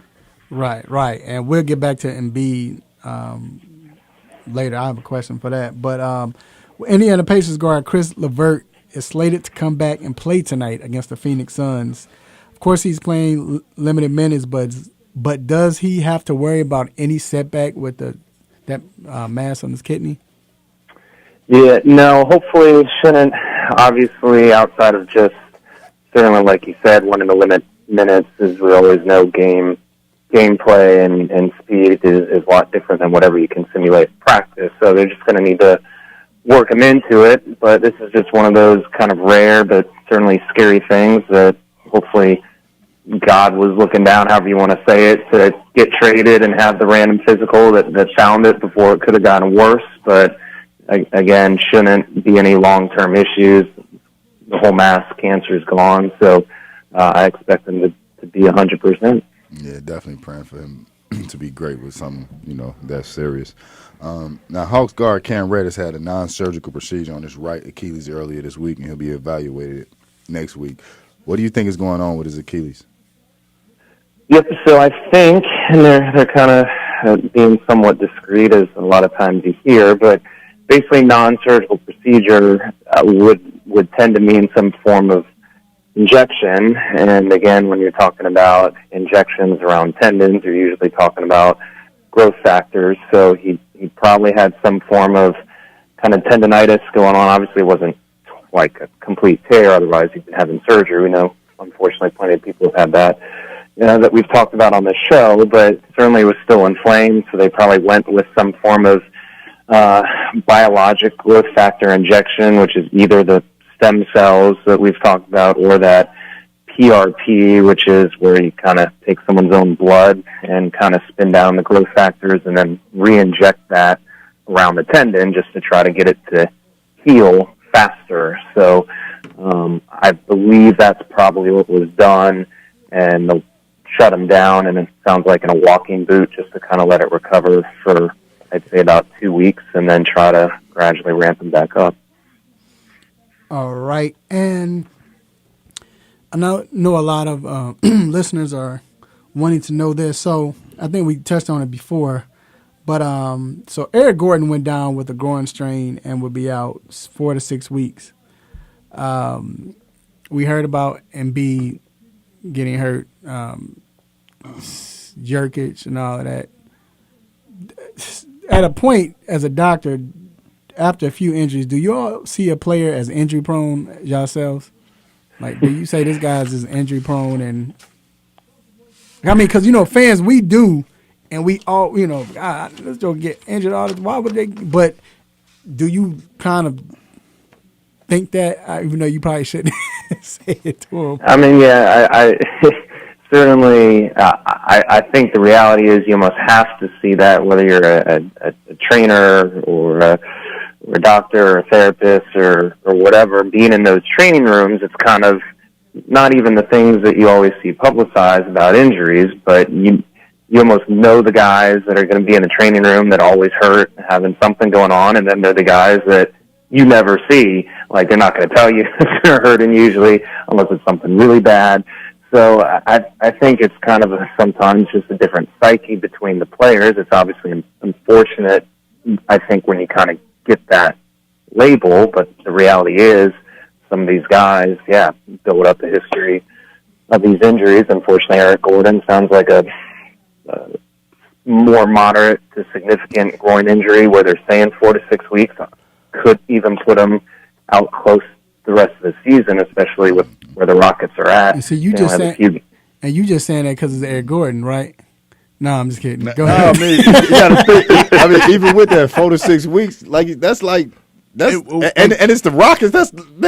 Why come back? If it's moderate, what does that mean? If it's a moderate groin strain compared to a serious one? Yeah, so I mean, most tendon strains, simplistically are graded on like a 1, 2, or 3 scale, with 3 being severe, 1 being mild, and 2 being moderate. So my guess is they're when they say moderate, it's a grade 2, which means there's a little bit more. It's somewhere in the middle as far as the amount of fluid and inflammation, and even partial tearing of kind of the tendon and muscle tissue that you can actually see on the MRI scan. So even with that, right? Like, okay, injury-prone player, is it more so like their body, or they are not taking care of their body in that manner of, let's say, LeBron James? Yeah, that's what I was going to say. I mean, honestly, I think it could be a little of both, where certainly some players are better about doing all the things outside of, even the training room and the locker room to, do the best they can for health and recovery and everything else. Other guys aren't going to be as good about doing that, but at the same time, based on, size and weight and height, there are people who are putting more stress on, joints, especially some of those big men. So not necessarily always the player's fault per se, I would say, when they do get that label or knack of being injury prone. Now, Toronto Blue Jays hype rookie pitcher, Nate Pearson. That's Nate Pearson, right? Yeah. Okay, go ahead. Go ahead. He strained his groin last week, and he's slated to throw a chargeable bullpen session. How long do you think this could keep him out? I mean, you guys are laughing. Do you even know who Nate Pearson is, or you just have to find him on Google? No, because I didn't want to, sometimes be late and you put the wrong name. I'm just like, just want to make sure you got the wrong. I thought about it just a few seconds, like, oh my God, because I'm not looking at the question. I'm just like, but go ahead. Like, I did put that wrong. Yeah. No, so he sounds like he's had a milder groin strain, so maybe more the grade 1 that we were talking about compared to maybe a grade 2 like Gordon. But certainly an up-and-coming prospect, rookie, played some, but has already had some injuries as well with the elbow. Supposed to be, I think, their number 2 starter. So, I mean, I get less concerned about lower body stuff in pitchers than I would in when upper body, of course, in their arm, their elbow, and shoulder. So I don't think it's anything major. They're just going to be smart about probably ramping him back up. Maybe not ready quite for opening day, but I think pretty early in the season he should be fine as long as they do things right. Cool. Just last question. When you're like, everybody have like bad days or where you agitated or irritated. So when you're in the training room and then you see somebody like Eric Gordon and MB get hurt, do you have that attitude when they walk in? Is it like, I knew it was about time to get hurt. Like, do you have you smart Alex? Knew I should be seeing you soon. Right. I ain't seen you in 2 weeks. Because you'd had a bad day, does that? Because I know I'll be like that. Oh man, but you don't have to answer that, Doc. No, it's you always stay professional. I'll leave it at that. Because y'all know what y'all professional, whatever you do, you irritated. Sometimes. Dude, you in here again? Right. Like, man, dude, I just saw you 3 weeks. Like, or you make a smart comment. Just okay, I knew it. Right. We see you soon. Right. No, I got you ready. I already got the ice pack and stuff ready. Come on, let's come in. But anyway, all right, Doc. I appreciate you for coming on, man. No problem, fellas. Have a great weekend. You too. Enjoy your week. All right. Weekend. Quickly, what were you? Okay, the All-Star game. We ain't talked about the All-Star game. All right. It was a blowout. It was a blowout. I think Dame should have got MVP. Yeah. Only reason he didn't because Giannis didn't miss a shot. But when you take 16 dunks, 14 dunks. Yeah. He had 3 threes. He banked one of them. Okay, 3. He banked 2 of them. Hey, 3 is a 3. 13 dunks. All right, 13 dunks. But look. Dame shot from half court. D. So let's talk about this real quick. Because I talked about, I said, and B was playing, I said I think it'd be a little more competitive in defense. Yeah. Somebody said, oh man, I want the defense. And shout out to Ab. I said Ab was right. He was like, man, also never been a defensive. I mean, you don't until the last 8 minutes. But even last year though, I was saying like at the end of the second quarter because they were playing for something. Right. They were competitive, Right. and you saw like even back in yesteryear they didn't play defense, and like we saw last year. I'm not saying I want a defensive game. No, who wants that? It's an all-star game, but I want to see somebody where competitiveness, not necessarily. If you're competing, if I'm guarding you, I want to see a cross. You can't cross anybody over if they just lane you to the lane. Ain't nobody got cross. You can't see somebody get dunked on and nobody they ain't even jumping. Nobody even jump no more. They be like, because I still remember when Barkley dunked over Mutombo. I would never forget that. Mutombo was rookie, and or you just see like last year was great. And that's it, man. I just want to see, but nobody wanted to be there. But yeah, nobody did. What did you think about the dunk contest? I think they cheated. I think old boy got robbed. Who? Wasn't he only play for the Pacers? Oh yeah. That first dunk was ridiculous. Yeah. It was ridiculous. But I could still see Simon him winning. I still can. That first dunk was crazy. If he could have. Like, and he could have kissed the rim. But still, he could have kissed the rim. But he might came down bleeding. He would have been missing teeth. But I don't know. I would love to see him and Gerald Green in a dunk contest. I ain't know he had bunnies like that. Ooh, I ain't know he could get up like that. He was looking at the rim. Yeah, like he need to dunk on somebody. Like, cause usually we say your head is at the rim. Yeah, he could have kissed the. That means your head is above. Yeah, he could have. Yeah, bruh. But Buddy got robbed in that first round. Pause. But all right, so it is time to let you all go. But before we let you go, we got a couple of shout outs. So stay tuned because you might be one of them. First of all, I want to give a shout out to the Almighty God for giving us this platform, or giving me this platform to do what I do, say what I say, make you all upset, mad, want to give me the stop it button. We definitely appreciate you, God. I definitely appreciate you. I want to thank my guests. I want to thank Edwin Powell from Hawks Beat. And I want to thank Alex Strauss and Tim, my God Tim, for coming on. And even Dr. Fowler, man. I appreciate you for coming on each and every week. I want to thank my guy G and my Road Dog D Intellectual. Yes. I want to thank friends, family, and everybody that continue to listen to us every week, in and out. I mean, we got like some people, and what I've learned is some people listen even if you don't know. Like, you may not see them here, you may not see them there, but when you get around, they be like, hey, I saw you on the show, hey, I heard the show. So, man, appreciate all that and appreciate everybody always continues to look out for us and tune in to us every week.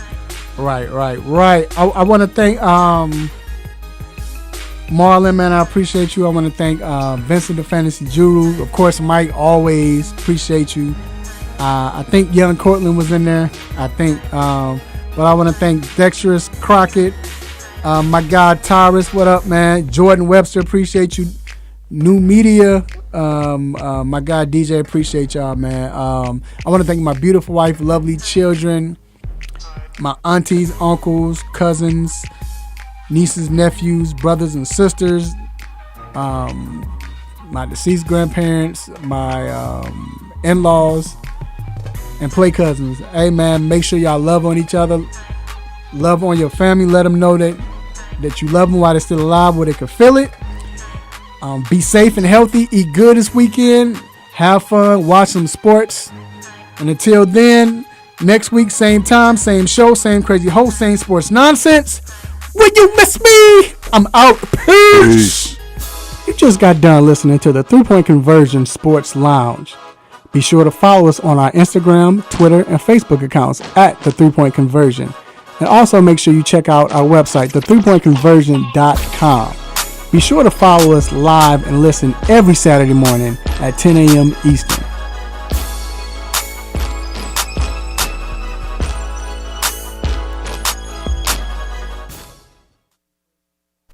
Stop it.